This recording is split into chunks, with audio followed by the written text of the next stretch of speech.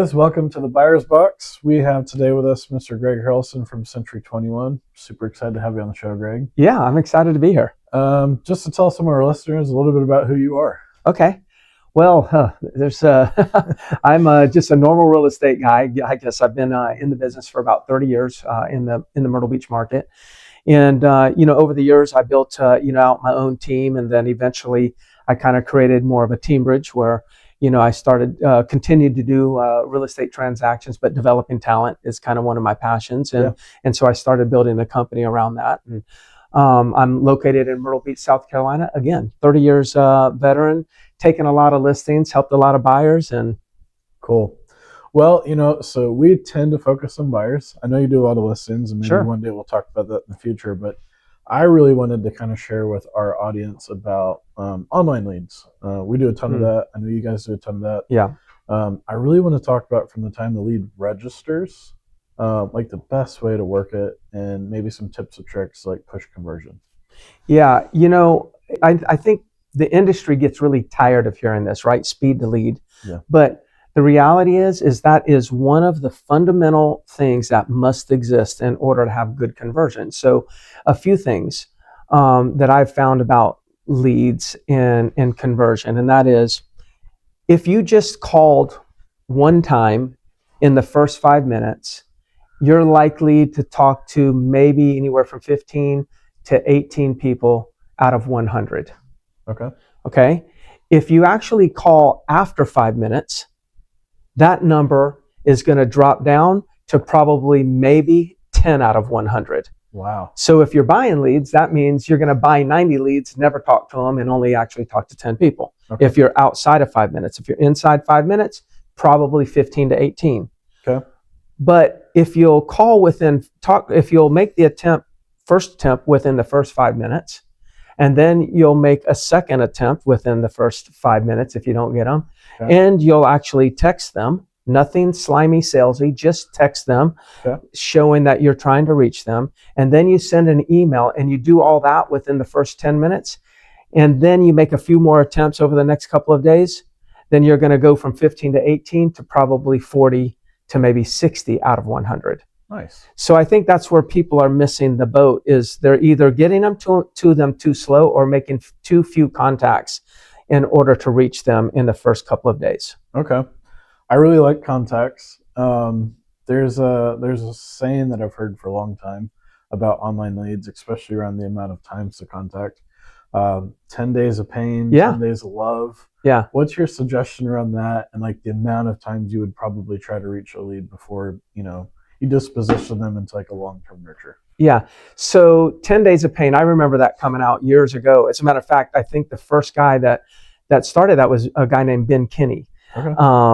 Years and years ago. And that was when nurturing was just now becoming a thing. We had drip emails, but like nurturing wasn't something that we did a lot of. Okay. So then came the 10 days of pain, which at that time, that was unbelievable. It really made a difference. Okay. But today, I would say conceptually, I like it, but it usually is not enough contacts per day. It's some activity for 10 straight days. Okay. And so what I would say, and what I've seen that works, if you would make 10 attempts in the first 3 days, you won't need to do anything on day 4, 5, 6, 7, 8, 9, and 10, because you've already actually talked to them. Got them on the phone. So what we've seen now is more attempts in shorter duration of time, which is just a variation of the 10 days of pain. Right. But a lot of people still recognize that term, and I think it's a great term. Okay. But I say again, 10 attempts, 3 days will change the game for everybody. That's building online leads. That's good, because I've not heard anyone talk about shorter period of time. I've obviously heard about talking about more attempts, but yeah, it's a shorter period of time because every year that goes by, the leads get in the hands of more agents. Oh, of course. And if you got 10 days that goes by, there'll be so many agents. There'll be 10 agents doing 10 days of pain. Yeah. And so what you've got to do is you've got to make a bigger splash in a shorter period of time in order to get them. If not, after 3 days, somebody's already got them. So if you're still doing things in 10 days from now, day 9, 10 is going to be the same as day 11, 12. You're not getting them. They're already got. Yeah, that makes a lot of They're sense. already gotten. I know you mentioned call, I know you mentioned text, I mentioned email. Those are all really great ways. Are you guys doing anything with video, like video text messages? Yeah. So really, we used to be a double dial text, right? So we would dial them real quick, and then send them a regular text. Now, what I coach my agents is do double dial video text. Okay. So it's a double dial, video text. Now the second text has to go right after the video text. And the reason is, in that text, if you just say something like, hey, I just wanted to make sure you got the information I just sent you. If you will follow up a video text with that text, you'll get more people to actually respond to the video text. If you don't do that, you'll get people to watch the video but not respond. So that second text is going to increase your response rate incredibly high. That's gold. Are you guys doing that through like a CRM on your cell phone? Like, we're doing that one on a cell phone. Okay. We're doing that one on a cell phone. I'm a little bit cautious about how much we text through CRMs because of deliverability, and we don't even know anymore whether or not our texts are getting delivered, right? Yeah. So we assume they're getting delivered. That's a bad assumption. So we do a combination, but when we're doing more like video, kind of a more intimate one-to-one type of scenario, then usually we'll do that from a cell phone. That makes a lot of sense. Yeah, we've actually kind of talked about, like, for our team, getting like a lead phone. And kind of pass that from agent. I think it's a great idea. Okay, it's a great idea. The other thing we've looked at exploring lately is being able to send the iPhone messages through the CRM. Yes. Of course, deliverability is always something we battle: phone calls, texts, and emails. So. Yeah. All right. Well, I think that's some really good knowledge about how to work the lead. You're a very a person that sticks to a schedule. Sure. And I think for a new agent, they get their license, they partner with a brokerage, they may partner with a team. There's so many things that they could be doing, but I want to kind of transition and talk about like a good schedule, like good habits for an agent to follow around lead generation and lead nurture. And then like maybe even touch on, is there a difference between what a new agent should be doing and what a seasoned agent's doing, if that changes at all? Yeah. I think that's a great question. And the first thing that comes to my mind between a new agent and a seasoned agent is the schedule in the afternoon. Okay. Not the schedule in the morning. So let's just talk about a new agent. A newer agent, in my opinion, with my experience, a new agent should show up at the office early in the morning before 8 o'clock. Okay. And they should be making calls, focusing on lead generation between 8 and 11. Now, if the new agent is going to focus on listings, then they would focus on those types of pillars where they could generate listing opportunities. Right. If that new agent is going to focus on buyers, then they would go into our buyer ponds and they would start getting into, the databases of buyers that we might have. But it would be 8 to 11. Okay. Then maybe they take a little bit of break. They go get a little lunch. They start role playing. They start practicing their scripts. And they start actually doing more lead generation in the afternoon because they don't have anything to do. Right. A new agent doesn't have a huge sphere that's already referring them business. They don't have a bunch of contracts that they're trying to manage. So where new agents get lost is they get lost in the afternoon with nothing to do. And so what they should do is use the afternoons for practice, for honing in on their skills and making more contacts. That's how they're going to get up and running extremely fast. Now, the difference between the new agent and the seasoned agent is the seasoned agent has a lot to do. Yeah. They have contracts. They're working with buyers. They're writing a contract today. They're negotiating another contract. They're trying to get one closed. They're putting out fires. So their afternoon is really kind of set for them just because of the volume of business that they have. So that's the difference. But with a seasoned agent where they make their mistake, like the new agent where they make their mistake, is they're not productive in the afternoon. And productive in the afternoon is more lead generation. They got nothing else to do. Where the seasoned agent makes their mistake is they get so busy that they stop lead generating.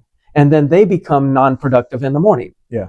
So the seasoned agent needs to stick to their original schedule and plan in the mornings if they want to continue growing. And the new agent needs to figure out how to remain productive in the afternoon. Seasoned agent doesn't have to think about being productive in the afternoon. They've got appointments and contracts and all kinds of stuff that they're dealing with. Yeah. That's the difference between the two.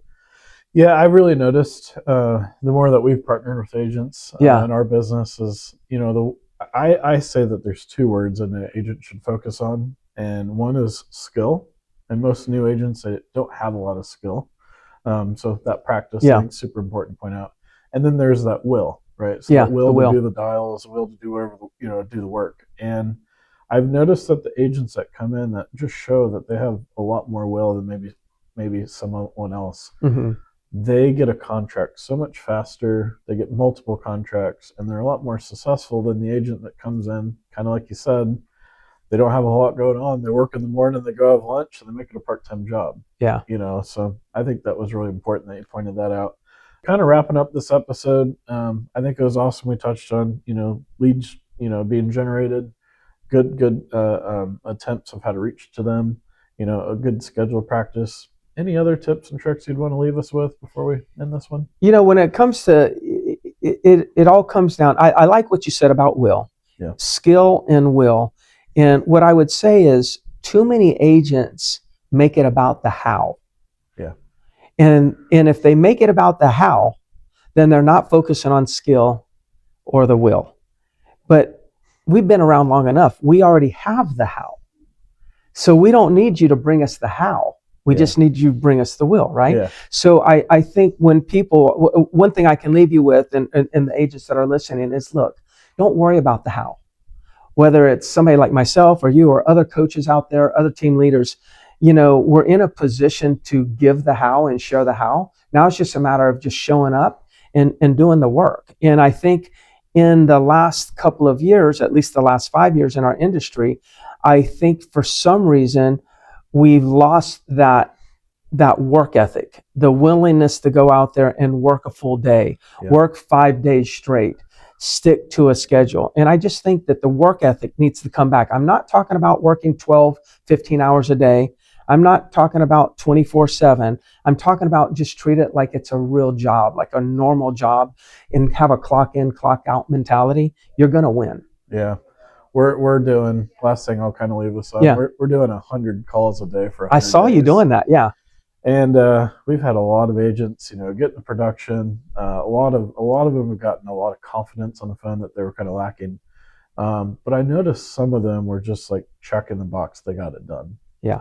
And I kind of talked to them a little bit separately, and I just said, hey, listen, the whole point and the exercise of this is to have conversations. It isn't just the call, right? Yeah. If the 7 days is too much, like, hey, shrink it back down to 5. Mm-hmm. I would much rather see you have 40 conversations a week in those 5 days, and you work those 7 days and have 10.